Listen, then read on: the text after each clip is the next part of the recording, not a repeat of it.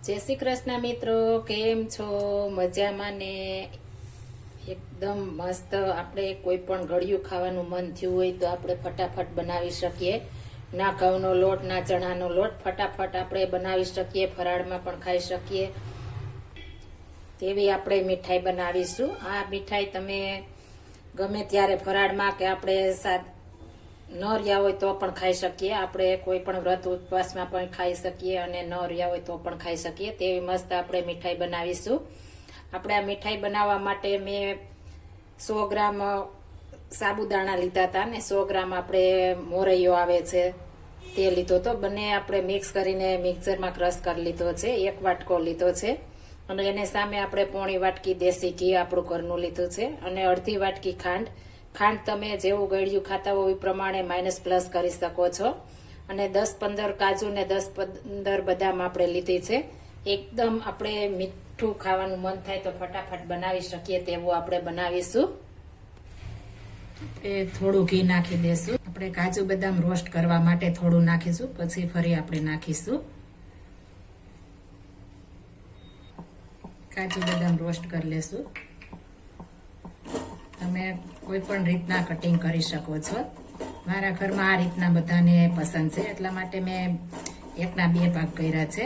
આપણે એકદમ સરસ રોસ્ટ કરી લેવાનો છે એટલે ક્રન્ચી હશે તો આપણે મીઠાઈ ખાવાની પણ મજા આવશે.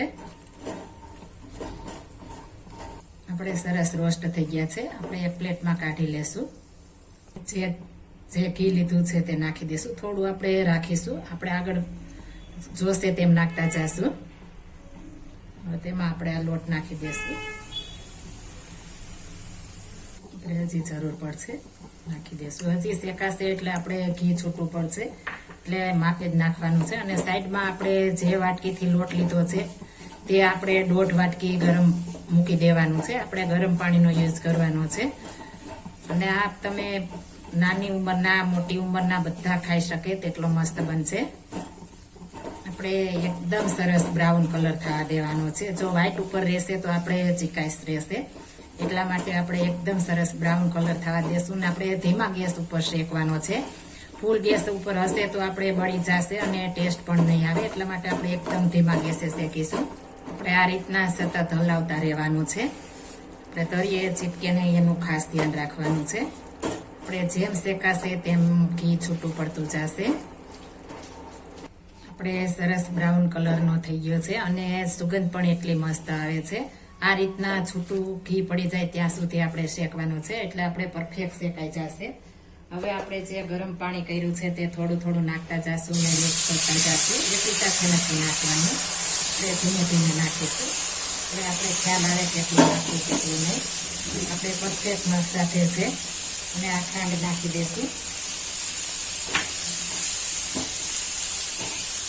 આપણે સતત આ રીતના હલાવવાનું છે એટલે એકદમ સરસ મિક્સ થઈ જાય ને લમ્સ પણ ન રહે. આપણે લમ્સ ન રહે તેનું ખાસ ધ્યાન રાખવાનું છે. એટલે પરફેક્ટ શેકાશે એટલે એક લમ્સ નહીં રહે. સરસ મિક્સ થઈ ગયું છે. હવે આપણે ડ્રાયફ્રૂટ જે રોસ્ટ કર્યા છે તે નાખી દઈશું અને એકદમ સરસ આપણે મિક્સ કરી દઈશું. હવે આપણે ગેસની ફ્લેમ બંધ કરી દેવાની છે અને થોડી વાર આપણે આ રીતના હલાવશું એટલે એકદમ સરસ બધું મિક્સ થઈ જશે. આપણે આ ઉનાળામાં ખાતું હોય તો આપણા શરીરમાં પણ ઠંડક આપે છે.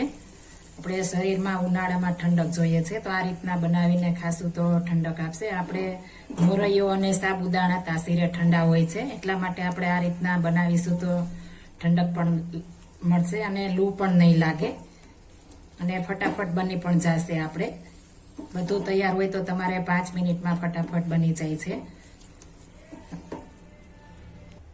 આપણે મસ્ત મજાનો મીઠો મીઠો નાસ્તો તૈયાર થઈ ગયો છે. આ રીતના બનાવશો તો તમારા ઘરમાં બધાનો ફેવરેટ થઈ જશે અને આપણે ગમે ત્યારે ફટાફટ બનાવી પણ શકીએ છીએ. એટલો મસ્ત આપણે બને છે.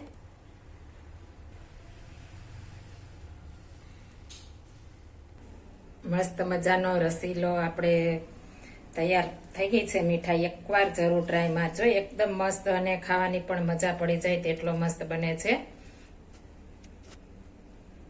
એકદમ રસીલો અને મોઢામાં મેકતા જ પીગળી જાય તેવો આપણે શીરો તૈયાર થઈ ગયો છે. જો આ મારી રેસીપી પસંદ આવી હોય તો મારી ચેનલ લાઈક, શેર અને સબસ્ક્રાઇબ કરી દેજો. ફરી મળીશું નવી રેસીપી લઈને. જય Shri Krishna. Thank you for watching guys.